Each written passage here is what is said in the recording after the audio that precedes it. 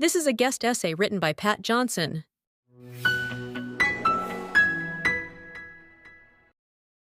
The Boycott, Divestment, and Sanctions Campaign, better known as BDS, may be the most successful component of the worldwide Palestinian movement.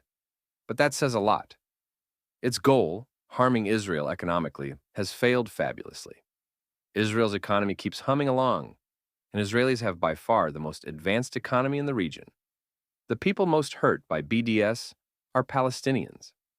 BDS and the larger denormalization strategy ensures that Palestinians and most other Arabs and Muslims are quarantined from the most successful, innovative, positive force in the region.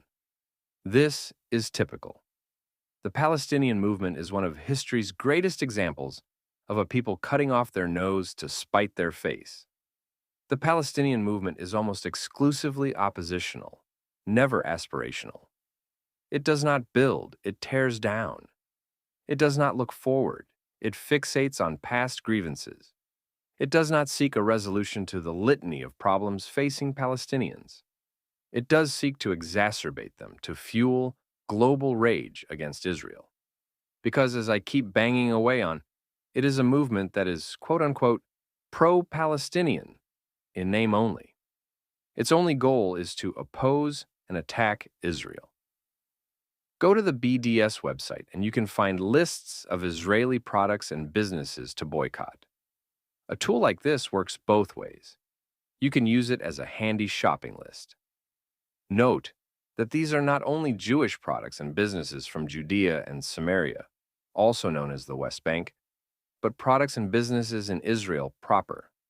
This is key. BDS activists in Europe, North America, and elsewhere go to stores and place stickers on Israeli-made products urging others not buy them, an act deeply redolent of the way Stars of David were painted on Jewish stores to instigate boycotts a couple of generations ago. But they do not differentiate between products from the disputed territories between Israel and the Palestinians and those from Israel, which is a sign that they do not make much effort to discern between the right of Palestinians to self-determination and the desire to wipe Israel from the map. But anyways, even if we do not care about Israelis, we should oppose BDS because it harms Palestinians. When we support the BDS movement, we betray Palestinians in the name of helping them. Isolating Palestinians from the most successful entity in the Middle East, the Jewish state of Israel, is self-defeating. This is challenging ideological terrain, if you are an idiot. Many Palestinians want Western allies to boycott Israel. In most cases, so-called progressive Western allies should be guided by the will of the people we claim to ally with.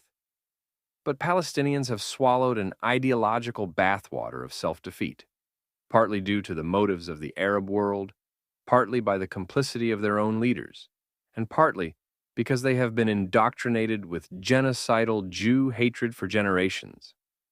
True, it is counter to the received quote-unquote progressive dictum that a comfortable Canadian like me should be telling Palestinians that they are wrong to reject an Israeli olive branch. Who am I, or any other non-Palestinian, to tell them they should make peace and their lives would be better? What an imperialist bigot I am. The Palestinian-American historian Rashid Khalidi wrote that colonizers, quote, always claim that they will leave the native population better off as a result of their rule. Zionists, of course, are not colonizers, they are decolonizers. But his point is taken. Zionism, from its inception, has included a strain which contends that the Arabs of Israel and the surrounding areas would be better off as a result of the Zionist enterprise. This may be paternalistic, condescending, and any number of other things, but it is also true. You can either live successfully, in peace, with adequate food and security for your children, or you can live a life of violence, poverty, and ideological purity. Palestinians have overwhelmingly chosen the latter package.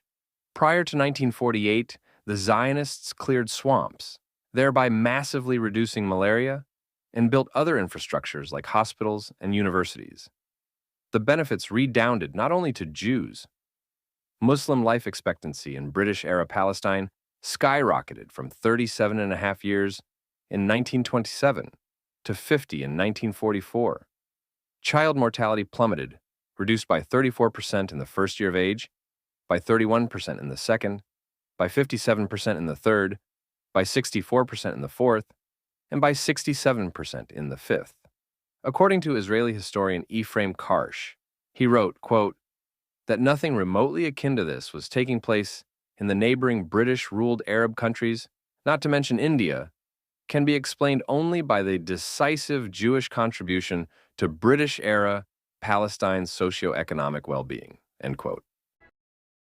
It was the extraordinary tangible, even literally life-saving barn advances brought to the region by the Jewish pioneers that drew many Arabs from elsewhere in the region to this specific area.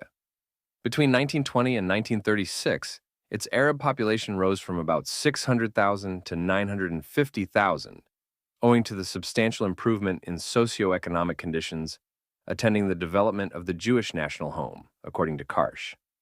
Note that this 50% increase in Arab population kind of undermines the Palestinian indigenous narrative. Some Palestinian families had been there for decades. Others just showed up. But self-interest does not always trump national chauvinism, as the Palestinian movement has shown from its beginnings until today. The Peel Commission of 1937 acknowledged that the Arabs' tendency to never miss an opportunity began early. The report said, quote, though the Arabs have benefited by the development of the country owing to Jewish immigration, this has had no conciliatory effect. On the contrary, with almost mathematical precision, the betterment of the economic situation in Palestine meant the deterioration of the political situation, end quote. The Palestinians' stubborn refusal to cooperate or coexist has led to a situation where they sit next to, but hopelessly apart from, one of the world's greatest economic, technological, scientific, and cultural powerhouses. Were its neighbors prepared to coexist with Israel, they would benefit from the extraordinary dynamo next door. This is true for Jordan, Egypt, the United Arab Emirates, and others in the region. But it is especially true for Palestinians. Denormalization, the theory and practice of isolating Israel and its region, has done nothing to stanch Israel's development as the foremost economy and free society in the region. But it has impoverished Palestinians. Denormalization is inconvenient for Israel. One can only imagine the achievements the country would have realized had it not been under constant threat of violence and elimination. But for Palestinians, it is economically devastating. Denormalization has also backed the Palestinians into a diplomatic corner from which they are unlikely to extricate themselves. By demonizing Israel, the Palestinian narrative has made compromise all but impossible. One cannot deal with the devil and maintain one's legitimacy. And since compromise and negotiation are the sole route to Palestinian statehood and self-determination, they have created a catch-22. The effect this has had on Israelis is tragic. It has required successive defensive wars, decades of terrorism, and atrocities like October 7th. For Palestinians, this mania to boycott Israel and ghettoize themselves from the advantages that peace and coexistence would bring have resulted in generations of hopelessness, failure, and, as we see in the current war, mayhem and death. There are terms for people like this, but pro-Palestinian doesn't seem like one of them.